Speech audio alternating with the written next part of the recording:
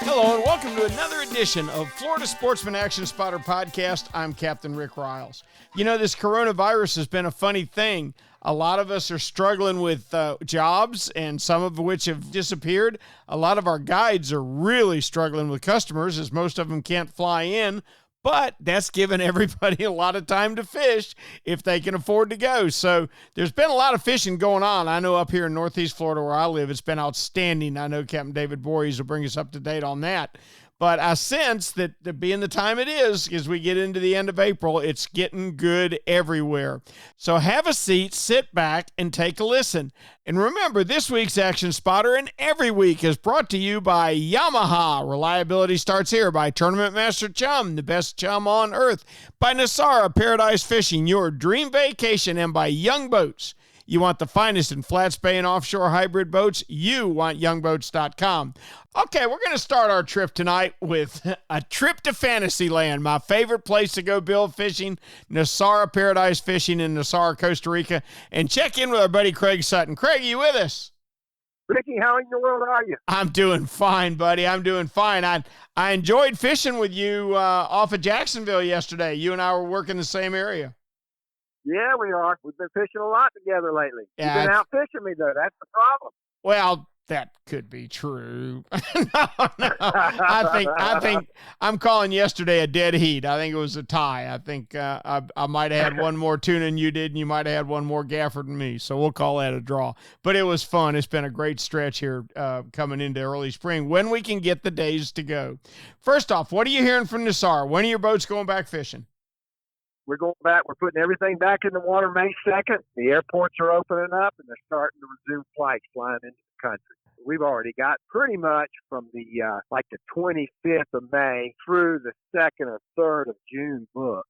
Good. Solid. But I'm gonna head down there. I think probably around the 7th or 8th, depending on the weather here. I don't want to miss any blue water days out of here, but I'm gonna head down there, kind of get things started and get it on the right track. This is our best time of year for fishing down there, so it's a good thing, man. We should be wide open. Craig, that's something that drives me crazy. We think we know, well, the dolphin, when they come up the coast, they're going to show up in Palm Beach, and they're going to show up in Stewart, and they're going to come up the coast, we're going to catch them. There's only one problem with that theory. Right now is the best time down there. Right now is the best time right here. Right now is the best time in North Carolina. Right now, how can all these fish be at so many places at one time? I know, it's crazy, isn't it? But a man told me one time, he says, "May's beautiful everywhere," and it's true. Fish are biting. Yeah. But the end of May and June for Costa Rica is really going into their fall month, not the summer. So it's opposite seasons, but the fish get extremely aggressive. The water gets cooler. They get more schooled up. Normally, their fish are much bigger. The marlin are bigger, the yellowfin.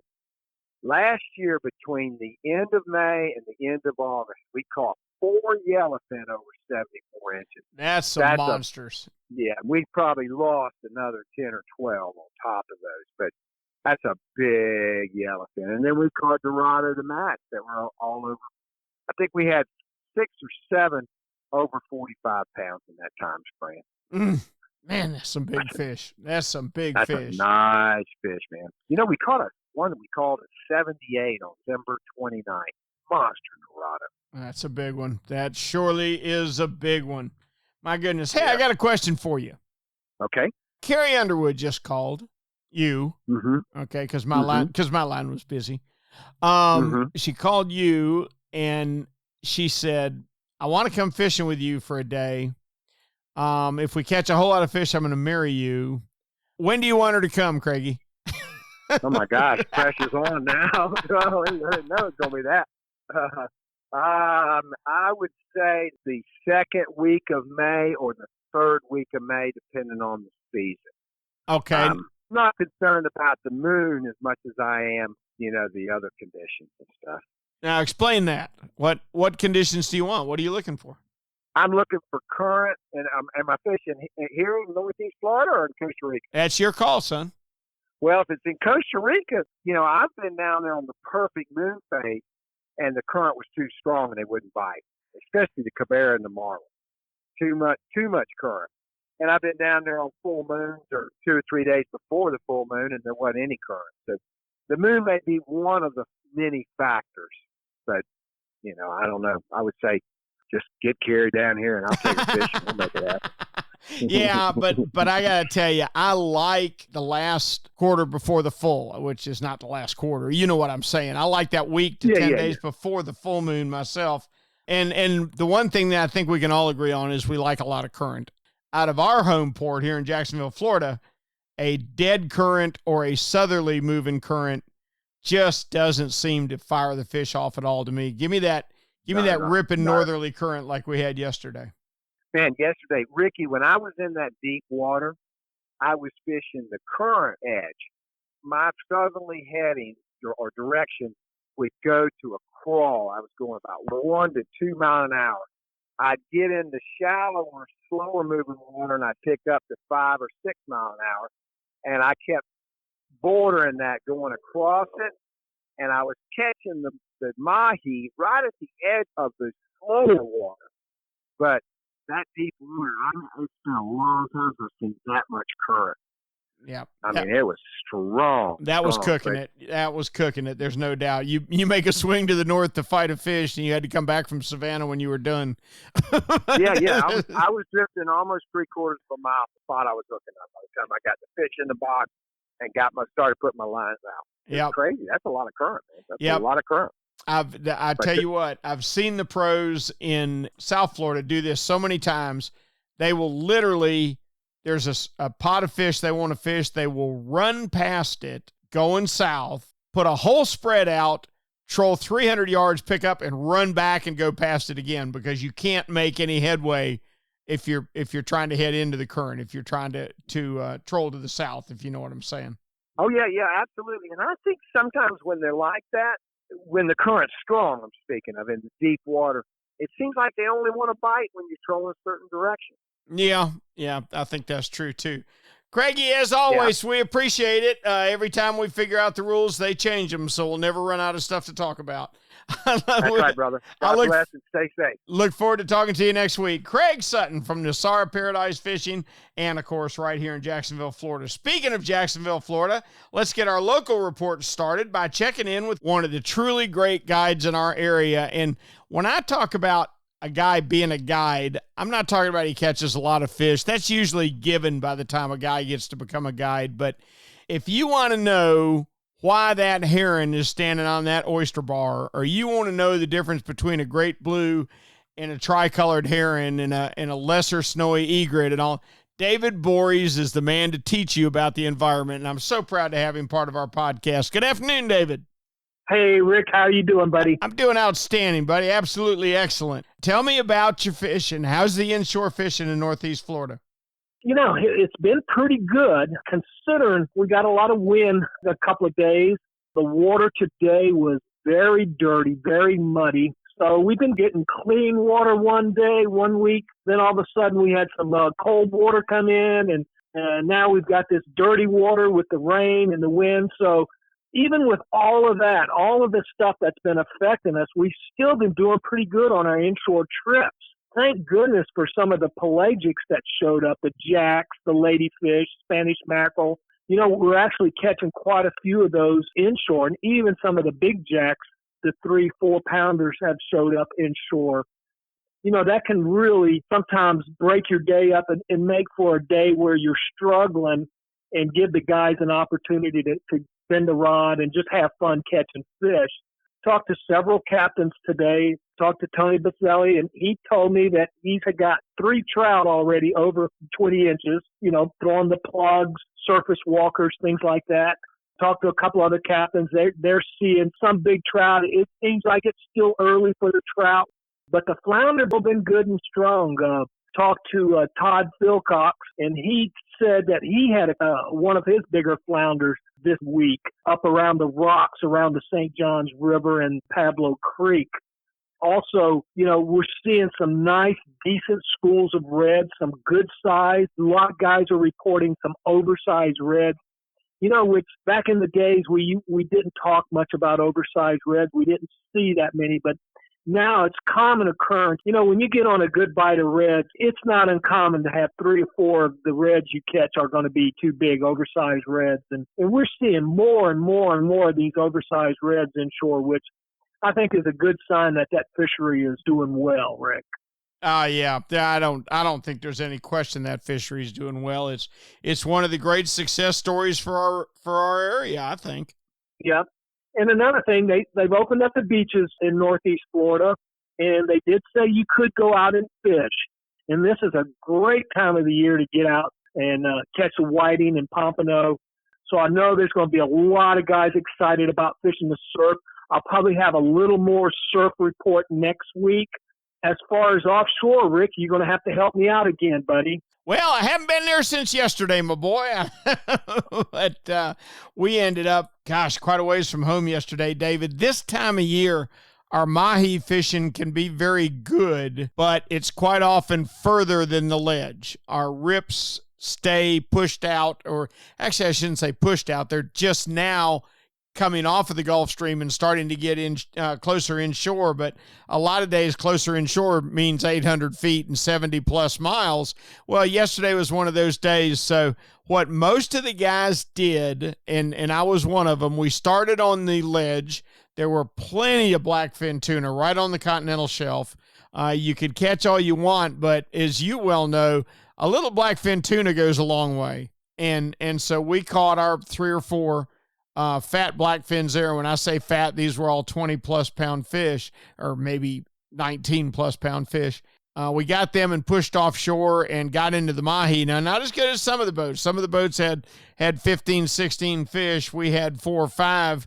They were nice quality fish, 12 to 18 pounds. So the blue water fishing right now is good. Now, several of the commercial snapper boats were working our area, and they said they were having good trips. So I think all in all, right now, you give me right now till the end of May, I'll go fishing anytime. Rick, how far out is this sargassum weed? The weed didn't start inshore of the ledge. The first real weed I got into yesterday was 560 feet, and it was formed up poorly. And here's what happens, David. If you've got 2 currents coming together that are real strong currents, your weed will be tight. It'll be right on that break, and it'll stay there. But once that current slows down a little bit, that weed line falls apart. And when it falls apart, it becomes extremely difficult to fish because you troll 10 feet, you got another piece of weed. So we went through a little bit of both. We had a stretch where it was real tight, and the fish bit good, and then the current changed a little. As it is wont to do, and the weeds spread out, and fishing wasn't so easy. Now, on the tuna, Rick, are you seeing them busting the surface? We did. We were catching them without seeing them busting the surface, but then they, as it so happens, and a friend of mine put it real well today, you don't collide with tuna, they collide with you. They're moving all the time, David, and they were running up and down the shelf chasing flyers, and, we had one on, and then all of a sudden, right off the bow of the boat, they started busting and chasing flyers, so we didn't slow down on the first one until we had a second one pile on, and then we missed a third one, and then we slowed down and fought the 2 we had. But yes, if you pay attention, they are chasing flyers, and there are schools of little skipjacks, little tiny skipjacks on top of the water, and they are under them. So don't ignore those little tiny skippies. They've got bigger fish underneath them. Rick, how long can we expect to see good mahi fishing? David, it used to run through June. It doesn't anymore. It's going to wrap up the middle to the end of May, I'm afraid, or at least it has the last 2 or 3 years. So, so if you want to get your mahi, now's the time, right? You get a calm day, you go. I mean, you just can't miss it. It kills me that I'm going to miss tomorrow, but I am. I absolutely feel like it's prime time to go right now. Doesn't mean you'll have a great trip every trip, but you'll catch fish more days than you won't. Fantastic. Yep. It's all in all, it's been a good week. David, let me ask you a question before you go. How much attention do you pay to environmental factors? Moon phase, sonar tables, incoming fronts. I tell you, I did get a call today of a guy that wants to go fishing, and he's wide open, so he let me pick the day for him. This week, we've got a lot of dirty water in here. The winds are sort of iffy on some days, and it's a lot. So I picked for him 3 days before that full moon that's going to happen next month. And that's going to be like on the, I want to say the 4th or the 5th, somewhere around there of next month. And I said, if I had to pick a day, just blinded, that's the day I want to go before that full moon in May. Okay. All right. Excellent. Now, you like low tide times. Do you want it early Exactly. do you want it early in the day, midday, or late day? Until summertime, till it really warms up, that's not going to matter that much. I don't care when that low tide is. The one thing I do look at is how low does the tide get. So I look at the tide charts. That's going to give me the plus or minus means. In other words, it's going to tell me how low the tide is predicted to go. And Rick, it's funny you asked. This is a great question because, you know, for many years, I never paid much attention to that. It was just get in the boat and go fishing. You know, if you had a day off, you just went fishing. But as I became a professional guide and really started paying attention to these days and keeping logs and saying, well, why was this day so good? I started seeing certain patterns develop. And then it made me more and more aware of things that I'm looking forward to. Now, you'll hear me say this many a time. I love it when I can see the moon straight up ahead, above me. And that's usually, you know, in the daytime, there's times where you'll see the moon up. And I absolutely love those days. I pay attention to that moon up and moon down, moon over and moon under. I think I definitely see there's a correlation there. I look for those extremely low tides that are in the minus.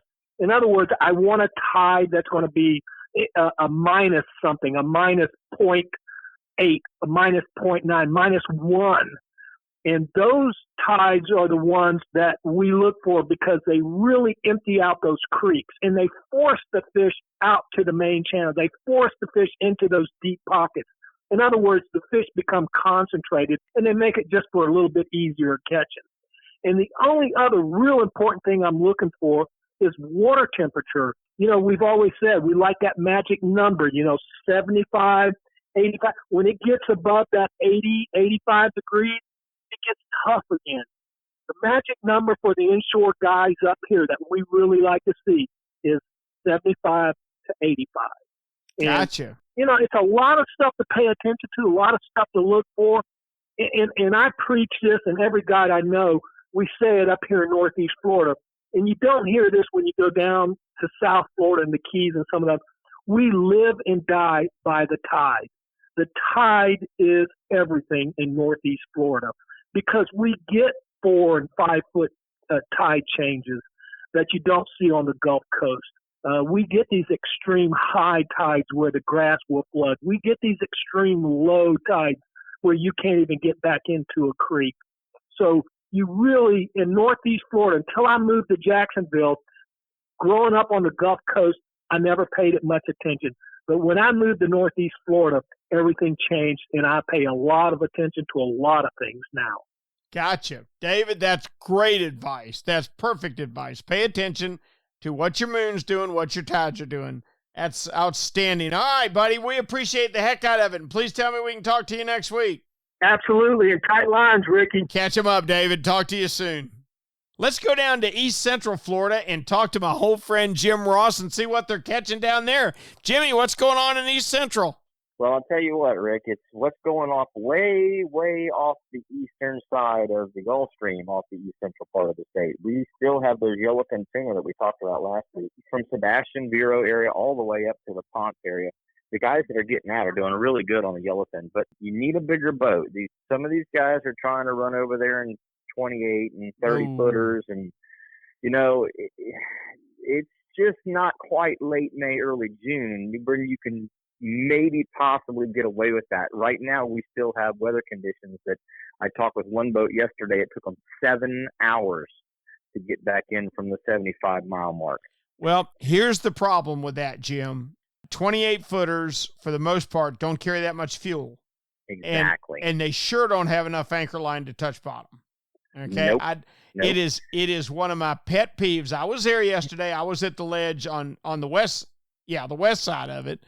I was 60 something miles off. Which is 58 or 60 miles for you. Yeah, I was 60 miles off, but yeah, I never burn 100 gallons on that trip, and I carry 160, and I've got 600 feet of anchor line, and I've got twin engines. But Jimmy, even yesterday, even knowing that weather was going to come up in the afternoon and it was going to be a bumpy ride home, I'm looking around me, and here's the 23-footers. Here's a bay boat. It's got about a foot of freeboard, and you're just like, man. You guys have never been scared, have you? Yeah. Well, I can tell you the guys that I talked to that came back yesterday, they didn't get back until almost 9:30 at night. Mm-hmm. And coming back through Sebastian Inlet at 9:30 at night is not one of the things that you really want to be doing. No. But to make a long story short, the guys that, and once again, safety, guys, safety is everything. EPIRBs, you need a sat phone. Yep. If you're going to undertake that journey and you're going to run 60, 70, 80 miles or more offshore, you really need to think about your safety equipment and having something that, even if it's a text message type of a Garmin or one of those spots or something where you can at least say, hey, we're safe, we're having a slow go, hey, we're having trouble, whatever it happens to be. But to not have any communications at all and be that far offshore is not a good thing.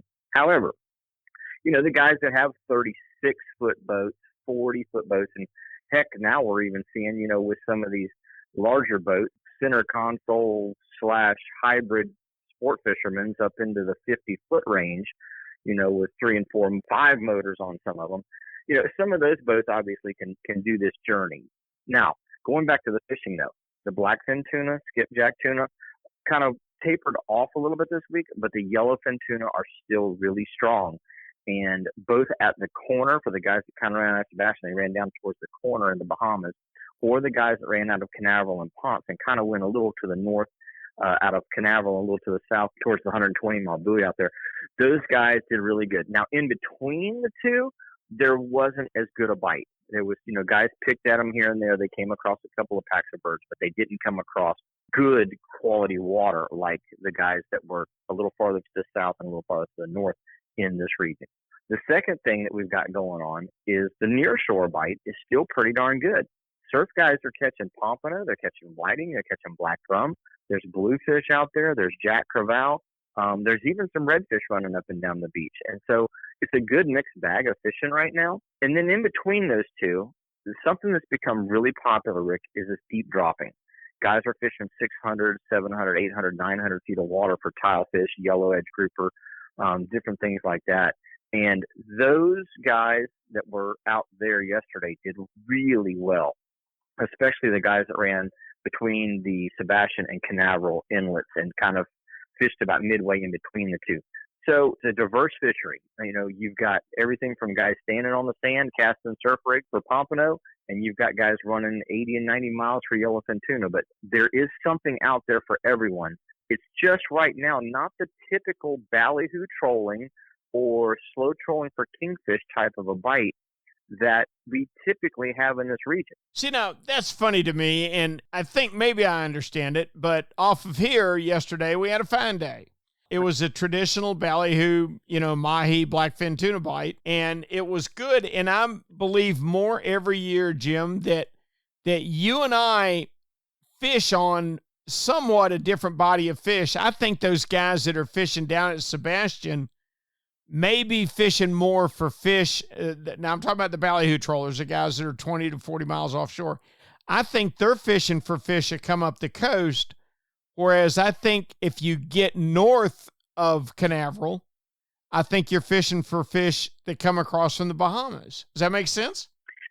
That makes a lot of sense because you guys can get yellowfin tuna on the west side of the Gulf Stream. Sometimes. Yeah, not consistently, but sometimes. Or sometimes. in the Gulf Stream.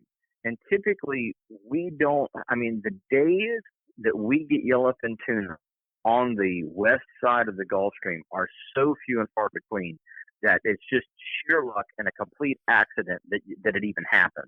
And the blue marlin are the same way. However, you guys get regular shots at marlin. You get really, really good wahoo fishing, which our wahoo fishing here isn't nearly as good as what I would say it is from Ponce north. I think that's better bottom, better water depth, better conditions for a wahoo bite to happen. the way our reef structures are, we typically are just inside of the western edge of the stream. But you go just a little farther, and all of a sudden, and even some days, the stream is there. The stream is on like our 27 fathom ridge or on our 250, 240, 250 foot cones and steeples. And I don't really think that the fish like to travel in the stream. I think they like to be in the eddies off the edges of the stream. Oh, I agree. And when we get an eddy, it comes in and it goes over nothing. It's not over good bottom structure. Where when you get an eddy, it comes over your ledge. You've got really good bottom structure, plus you put the eddy in there. And when you put those kind of conditions together, you just get a better scenario for being able to catch those quality fish. Yeah, I think you're right. I surely do, Jim. Speaking of scenarios, I got to tell you, if I'm going to blue water fish, good fishing, slow fishing, I'm going between now and the 1st of June. Yes, I would definitely agree with that. From the last part of April, typically the new moon in April through the new moon in June is best. Or this time of the year, I should say, the way the moon is set up. The new moon in April is late. The new moon in June is late. Your first part of the month is when you've got your full moons. And, we were kind of talking about different scenarios, Rick, and there are some scenarios that really work. Some of the things that I look for are wind direction. If I'm in a lagoon fishing charter situation, a due north or a due east scenario is horrible fishing. What do they say? Wind from the east, fish bite the least? Fish bite the least. And then, some of the other scenarios you look for, like we were talking about in the offshore game, is when you're trolling, if you can troll good quality water or an edge or a rip or a weed line or some feature that is also associated with some bottom structure, when you combine those two, it doesn't get any better than that. No, it's up here. It's an endless search for where a rip is going to cross the continental shelf. You're right. What we call the ledge, and you're right. But Jimmy, how's your inshore fishing? It's fair. The black drum has started to school back up again. They've kind of broken up a little bit, but they've started to school back up, and you can find them in the Mosquito Lagoon tailing a lot of days when it's calm. And then also in the Indian and Banana Rivers, we're getting more schools of black drum that are holding around the bridges. The causeway bridges like the Melbourne Causeway, the Ogallie Causeway, Mathers Bridge, the Pineda Causeway, especially the Banana River side of the Pineda Causeway. Good black drum action, and we're starting to get a lot of mangrove snapper all through the region. Anywhere where there's flowing current, like Edgewater and Oak Hill up to the north, or down to the south around Sebastian, the docks and even residential docks around Sebastian are holding very good numbers of small to medium-sized mangroves, up to 14 and a half inches. You're not going to get many much bigger than that, but some decent legal-sized quality snapper. I tell you what, a 14-inch mangrove snapper. You give me my choice between eating a 14-incher and a 14-pounder, that'll be an easy choice. A very easy choice. Gotcha. Jimmy, as always, we appreciate it so much. We look forward to talking with you next week. Is that okay? I look forward to it too, Rick. Good deal. Thank you, buddy. Jim Ross checking in from the East Central area where he says yellowfin tuna are biting offshore and big black drum are biting inshore. Good to hear him back fishing again. Now, let's swing on further south for a ways and stop in Islamorada, the best place in Florida to fish, and check in with our buddy Captain Nick Stanczyk. Nick, how are you? Wow, we're hanging in there, all things considered. Yeah. It's a tough time for all of us. I know it is, but sounds to me like you've been making some very good quality time fishing with your family anyway. Yeah, we got out a handful of times with my brother, my wife, my dad, so can't complain about that at least. No, you're right. You're fortunate in that regard. You and I are not stuck in the middle of Kansas with 4 screaming kids and no jobs, so I guess we ought to be glad. We could be homeschooled. I'm getting yelled at all day long by them. That's right. No, I'll pass. How's your fishing been? I just got off the boat now. I went with my buddy Wayne in Key Largo today just to go kind of fun fishing. He's been down here, so I'm just very selective with who I go on the boat with. But we got 7 mutton snappers. We went on his boat, so I was a guest. It was nice of him to take us out there, and we had 4 real nice muttons and a few smaller ones, had a few yellowtails, so nothing wrong with that. Golly, I was fortunate enough. I got in on a batch of muttons not long ago, and Nick, I tell you what, you take a piece of mutton, and what I do is I make my own crab cakes, and I'll coat it with that crab cake and throw it on the grill. That sounds good to me. That's the best eating snapper there is. Have you heard anything offshore from the trollers? I swordfished a few days ago, and it was really slow. We spent 9 hours. We never had a bite. We caught a Rosie. And then I went to the hump a couple of days after that, which was maybe 2 days ago or so, and we caught some blackfins. One nice one on the jig, maybe 15 or 18 pounds. The rest were footballs. But we caught a couple of big amberjacks, and we caught a couple of mahis on the way in. Okay. And there were still some sales. There were still some sales being caught the last 4 or 5 days too. A few boats, still had 15 to 20 releases. Not every day, but when that current and wind was right, a few boats got in the action again. So that was cool to see the handful of boats do that. Now, Nick, I've been told that the conditions you're looking for down there for sail fishing is when the water is just right on the edge, when it's a kind of a powder blue, and those fish will get in there right in the skinny water. Is that what they're doing? Yeah, on the edge of the reef or even outside of it, I'd say it's kind of 150 to 200 feet of water. The last week or 10 days that's happened. Just get that little color change, that current into the wind, and little highway for them. So it's a shame, we can't take charters right now because a lot of people would have. We can take charters, but only if they're local. But a lot of people could have enjoyed this if they were here. So I kind of wish they could have been here to see that. A lot of customers would have really loved it. I wish I'd have been there to see it. I love it. I promise you, it's my favorite fishing. Are they live baiting, or the guys trolling for them? Yeah, all live baiting. Sight fishing them, casting to them. So pretty exciting to see that. And I didn't catch them, but there was a few pictures I saw people fishing. They did have some nice dolphins too. Not a ton, but they'd have 3 to 5 fish, but that 10 to 20 pound range in that 200 feet of water. They're right up there, tight to the edge. Same area the sails were going. So that was a nice little bonus for the guys to get some dinner too while they were catching sails. That's a fantastic report, and sounds like fantastic days fishing. Any word on when people are going to be back in the Keys? No idea. It's just a guessing game now.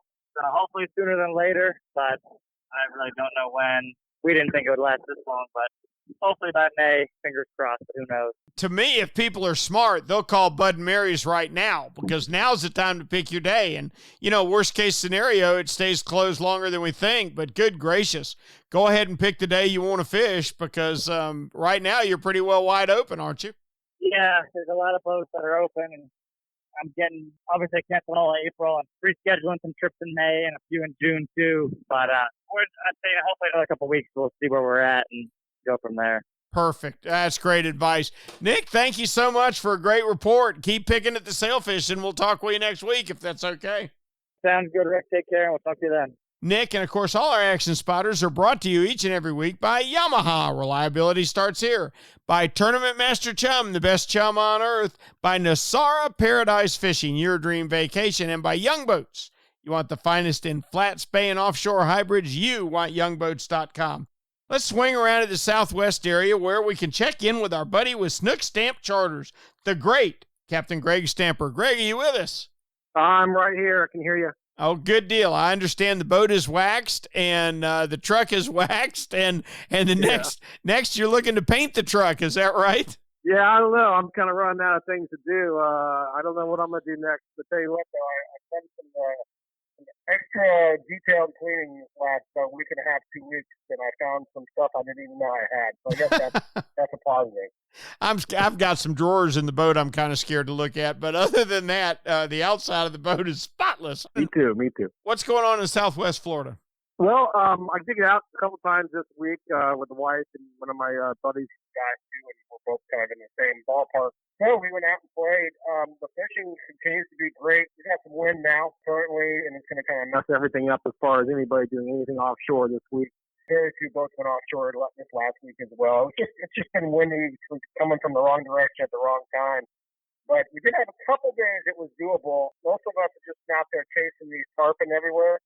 The bite for tarpon has been fantastic. We're getting a lot of fish in the upper hundreds, anywhere from 80 to about 100, 150. And in between that, we're having to deal with a lot of sharks that are, using the thread pins if we're using threads. If we're using crabs, then we don't have to worry about the sharks so much. I tell you what, you get behind a shrimp boat off Jacksonville, Florida right now, you'll catch you a shark. I promise you. Oh, no doubt. We have those same shrimp boats that come in and out from Texas, and they come into Fort Myers Beach.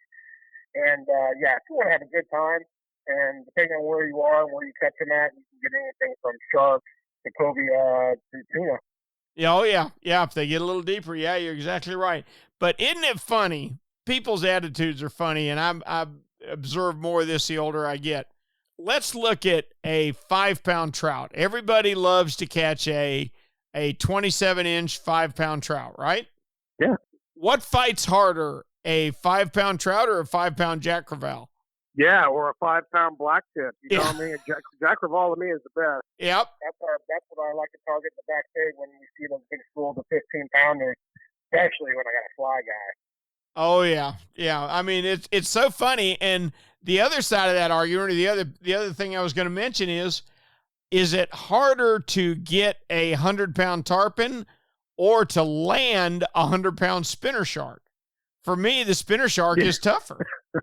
So that's all technique, I think, for a lot of these people these days. So I always enjoy it when I take them out for their first tarpon, and they've always seen it on TV, and they've always wanted to do it. That's always what they tell you. And you get them out there, and you try to explain how to handle this fish and get it done in a timely manner. And they agree and they shake their heads. And then their first one, of course, is always a big boy, over the 100 pounds easy. And 45 minutes later, you're like, are we gonna get this fish in or what? Yep. Other than that, I'll be honest, Rick, the fishing in the back, we did a little bit of it. The snook coming out of these rivers and creeks is just crazy right now. We've had so little rain. You can go way up in these creeks and rivers. And we even caught a bunch of nice redfish way up the river, way up the river. Almost where I would have thought it was in fresh water, where in the summertime when it's raining a lot, I would have caught a bass. So the fishing's been fantastic. The pressure has obviously been way down. Right. And, when it's finally all over, we can get anybody out there. If someone wants to go, it's going to be good. Mm-hmm. I just can't wait for things to open up a little bit because it's such a great time of year. And the people that come to Florida in July and August to fish just don't know what they're missing in April and May. I mean, this is my time of year. Give me right now till June 1st, and heck, I'm a happy boy. So anyway, hopefully it'll open back up soon, and it's good to hear that your tarpon fishing so good. We're going to check in with you next week, if that's all right, Greg. That's totally fine. I'll talk to you next week, Rick. Thank you, buddy. Greg Stamper from Snook Stamp Charters giving us the Southwest Florida report where the tarpon are on fire. Now, let's move on up into West Central and check in with the man himself, Captain Ray Markham. Ray, tell me about the fishing in West Central. Well, there's been a whole lot of action going on. I mean, this is the time of year that the snooker are really starting to pour out of backcountries and moving out. There's actually some snook that are starting to show up on the beach and in the passes now. Everything seems to have been firing up a little bit early this year because basically we didn't really have a winter.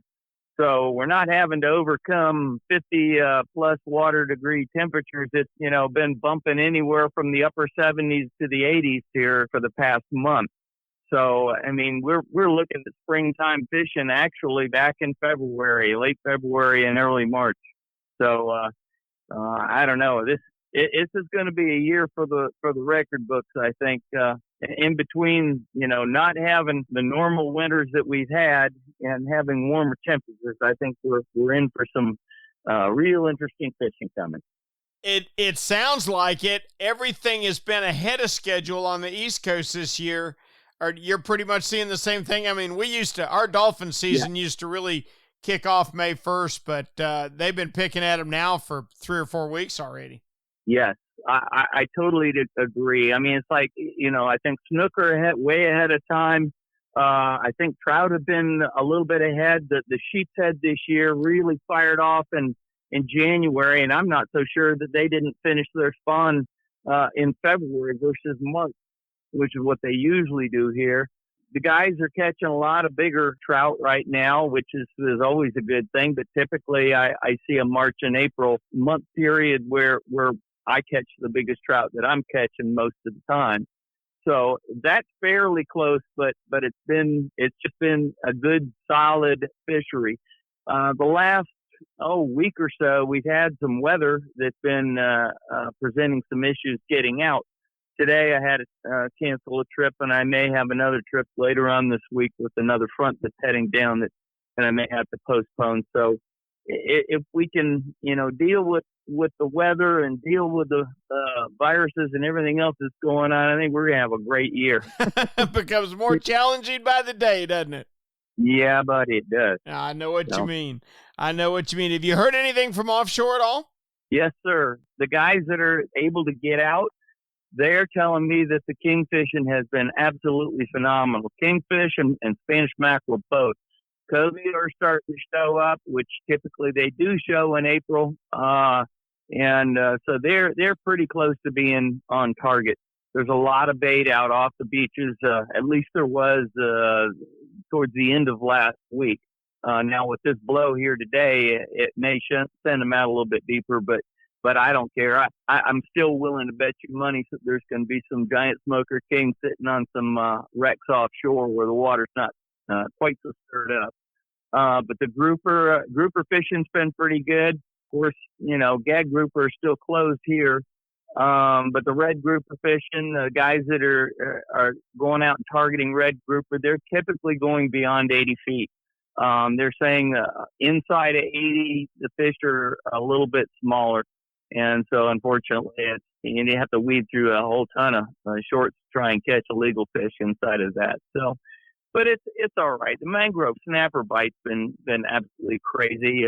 Hogfish are still biting, not quite as good as they were a month or so ago, but they're still doing pretty well. And still hearing a lot of good reports from guys. Good deal. Good deal. Well, I hope it holds up, and gosh, Ray, we're all praying for people that are affected by this mess, and I don't know who's more affected than fishing guides. So many of the guys from Nick Stanzik down in the Keys around to Jim Ross on the East Coast, all of them said the same thing. Fishing's fantastic, but people can't get here. Yeah, well, that's been a real problem, and it's kind of a situation where we're just going to have to pay a lot more attention to what we're doing and make sure we're doing it within the limits of what we're permitted to do with safety in mind. Just think how good it's going to feel when it's over and we can go back to our lives again. I'm ready for that. Captain Ray, as always, we appreciate the heck out of it, and we're going to talk with you again next week, if that's all right. Yes, sir. I count on it. You got it. Thank you, Ray. Ray, of course, with all of our action spotters, is brought to you each and every week by Yamaha. Reliability starts here. By Tournament Master Chum, the best chum on earth. By Nosara Paradise Fishing, your dream vacation. And by Young Boats. If you want the finest in flat span and offshore hybrid boats, you want to visit youngboats.com. You know what Yamaha Outboards love? The genuine formula and consistency of Yamalube marine engine oils. What? Outboards are subjected to punishing conditions like high loads, salt, and humidity, a mix that automotive oils can't handle. Yamalube full synthetic and marine performance formulas are certified to protect against friction and corrosion for reliable performance every time. Find Yamalube marine oils at your nearest Yamaha Outboard dealer. Locate them at yamahaaoutboards.com/dealers. Yamaha, reliability starts here.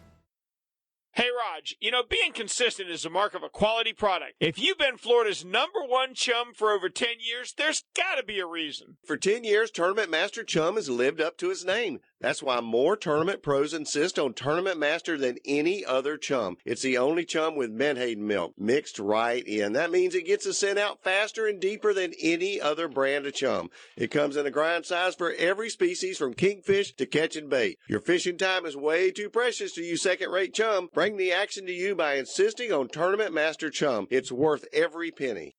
When you're ready for the finest in custom-made flat spay or inshore offshore hybrids, you are ready to meet the Young family in Inglis, Florida. For over 21 years, the Young family has built custom boats one at a time for every type of fishing. Nothing can sneak up on a flat quite like the Gulf Shore flats boats, and I've never fished a better hybrid than the Young 24s and 27s. Rob Young is a naval architect who takes tremendous pride in each and every build for each and every customer that wants their boat custom built exactly the way they want it. Is it time for you to move up? Are you ready to own the finest boat built? Then you need to visit the Young Boat facility in Inglis, Florida, or check them out online at youngboats.com.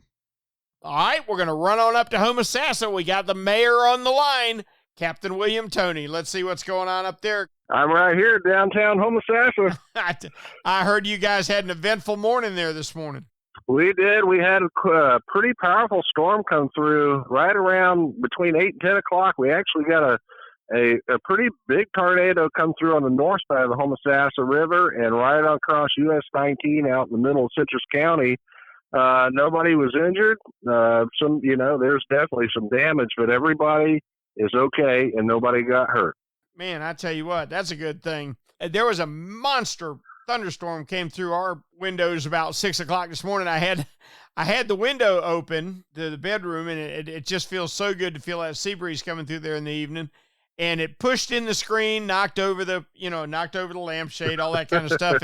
And William, I'm proud to report that neither one of my black labs were frightened in the least, but they did both jump up on the bed shaking because they wanted to make sure that Dad was okay. Oh, yeah, they're loyal. They make sure that's the first thing they do is check on Dad, make sure he's okay. Yeah, we're not scared, Dad. We're not scared. We want to make sure you're we're okay. just checking on you, man. Just checking on you. Yeah, because we're your buddies. That's right. Yeah, just want to get close to you and make sure you got a heartbeat. That's all. Right. Tell me about fishing in Homosassa. How's your week been? Well, it's been very good. Experienced a little bit what some of our fellow guides down south of us are. Folks having a hard time getting into our area because of what's going on. But a lot of clientele I have are local, so still getting some trips in there. And the fishing's been fantastic. Now we've had a big influx of people coming up from the Tampa area into our area because one, our ramps are open. And the other, it's not shut down. They can keep fish. So I think, people still like to fish and everything like that. But then the point of now is a better reason to go somewhere. If I'm going to go and fish, I get to keep something to take home and eat. You can only eat so much spaghetti and mac and cheese, what we're going through. That's right. Hey, William, you know what's really good? What's that? And at my house, and I'm having a hard time selling this to my wife. She just doesn't have any confidence in me. But if you spend a few $100,000 on a boat and you spend a few $100s on fuel and another $100 or so on bait, if you go offshore, you can catch fish and eat them for free. Oh, yeah, absolutely. It's just, the other stuff is just secondary, that's all. Honey, this mahi, I tell you, the mahi I'm going to put on my grill tonight, William, that's free. I caught it yesterday. We had that same idea one night around our campfire during hunting season, and we tried to figure out how much a pound of venison cost. Don't do it. It was like if you would never go again. You'd put that gun up, you'd never pick it up again. Don't do it. Yeah, don't do it. But it's worth it. And up here, what we're getting are still great trout bite in the Homosassa bays and Crystal River bays, starting 4 to 6 feet. If it's a little bit breezy, and we've been having a western flow, use that popping cork with either a white or a dark colored jig underneath it, and whoever starts catching the most, go ahead and switch all the anglers to that color. And it's been varying day to day because depending on the light and water temperature, wind, all that, configures into what color is working best that day. And we've been experiencing a great redfish bite, and live pinfish has been the best bait. I just can't make up my mind. I go through years that I swear color makes no difference. And I go through years that I think it's a huge factor. Are you a big color guy? If there's only 3 colors in my boat, it's going to be a glow or a white and a motor oil and, let's say, new penny, and then one with some red flake or gold flake. Nothing too much, but I think a lot of times it's only that ideal color with trout. But I believe that trout, it makes a lot of difference because over the years of sitting there, willing myself to make that color work, sometimes it just doesn't. Instead of being hard-headed, and I'll finally put the other color on that people are catching it, and bam, I catch a fish. So, the proof's right there. But, you figure sometimes, there's a comfort bait and everybody has one that you have more faith in that you're going to catch a lot more fish on because you have throughout your whole life angling. So I also feel that makes a big case also. But I feel in trout here on the Big Bend area, color makes a difference. And you touched on something there that I'm so guilty of, and I know it. I know that the best offshore troll bait is a split tail mullet, and I know that because if I've got 6 lines out, I may have 4 split tail mullet, and I so I catch more fish on split tail mullet. So I think you're right. And the other thing is, I will always have a split tail mullet on my favorite position on the boat. in the spread, and I will stare at it more than I do any other bait. And there's your comfort bait. That's right. You get a comfort bait, and it's easy to say that color is so important, but if that's the truth, why wouldn't the natural color always work the best? Like for me, I do great on a red and white top dog. Well, that doesn't look like anything. No, I've never seen a mullet look like that. No, I haven't either, but it's one of my favorite colors. It is. And, I believe fish, too, they see things differently than we do because, trout, they're always looking up. They're near the bottom. Their eyes are on top of their head. Yep. So they see a profile a lot. And then, too, you're right about that. When we get a big shrimp hatch out here off our coast, you're catching trout, and they're puking up shrimp just as fast as you're unhooking them. So, that darker color with the red jig head seems to work better. Now, earlier in the year when the water temperature is down, that glow with a chartreuse head seems to produce better. So it could be the water temperature. It could be the time of year also. Great point. You're absolutely right. Have you heard anything from offshore at all? Offshore, there's been a few folks out there. We're getting a push of cobia. The wind has kept a lot of people from going offshore real deep. Still getting some mangoes out in that 12 to 18 to 25-foot range. And a few cobia coming to the dock, and I've seen some posts of people putting up some catch and release groupers. So when that comes around up here in June, I think it's going to be a great season. I gotcha. That sounds like a fantastic season coming up for you. I'm glad to hear the cobia are somewhat back on the West Coast. We've got some, but we sure don't have as many as we used to have. Yep. It seems ours varies throughout the year. And I think that on the Big Bend, that a lot of them will push through, and it seems like the Panhandle always seem to get the lion's share of a cobia. But I've caught them anywhere from right now in April all the way through to October. Always a lull during the center part of the summer, that July and August time.